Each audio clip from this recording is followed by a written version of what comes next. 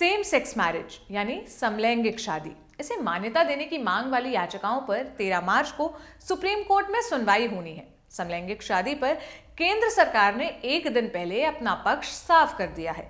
सरकार ने इन याचिकाओं को खारिज किए जाने की बात कही है। याचिकाओं को विरोध करते हुए सरकार ने कहा कि समलैंगिक विवाह को मंजूरी नहीं दी जा सकती।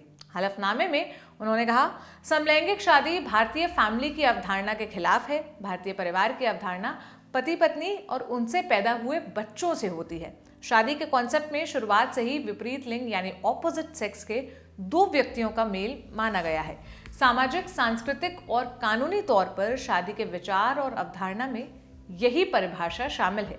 सरकार ने कहा कि इसमें कोई छेड़छाड़ नहीं की जानी चाहिए। आज तक की रिपोर्ट के मुताबिक केंद्र सरकार ने समलैंगिक विवाह से जुड़ी सभी 15 याचिकाओं का विरोध किया है। अपने 56 पेज के हलफनामे में उन्होंने कहा कि समलैंगिक शादी को मान्यता देने की मांग वाली याचिकाओं को खारिज कर देना चाहिए। इसमें सुनवाई के लायक कोई तथ्य नहीं है। केंद्र सरकार ने कहा कि आईपीसी की धारा 377 के डीक्रिमिनलाइजेशन के बावजूद याचिका दायर करने वाले समलैंगिक विवाह को मान्यता देने के अधिकार का दावा नहीं कर सकते हैं। आईपीसी की धारा 377 के तहत समलैंगिक संबंध अपराध माना जाता था, पर सुप्रीम कोर्ट ने 2018 में फैसला दिया कि दो वयस्कों के बीच निजी तौर पर सहमति से समलैंगिक संबंध को अपराध नहीं माना जाएगा।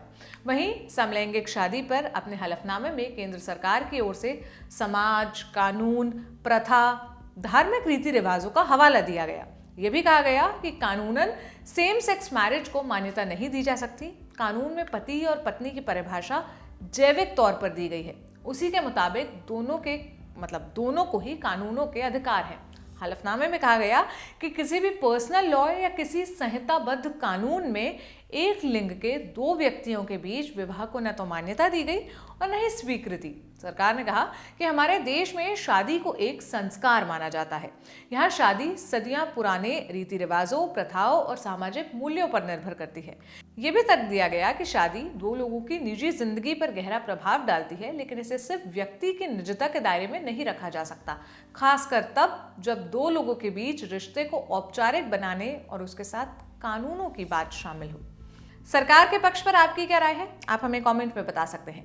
बाकी सुप्रीम कोर्ट के फैसले पर हमारी नजर बनी हुई है। हम सारे अपडेट्स आप तक पहुंचाते रहेंगे। आप देखते रहिए ऑर्डिनरी। मेरा नाम है सोनल। शुक्रिया। किसको मिली बात, किसने उड़ाया धुआं, दिन भर खेलों की दुनिया में क्या क्या हुआ, हर खबर जिस पर आप करते हैं बात, छोटी से छोटी जानकारी लाएंगे हर रात। लेकर आया है ललन टॉप, स्पोर्ट्स की खबरों का खास शो स्पोर्ट्स टॉप, सोमवार से शुक्रवार रात 10 बजे।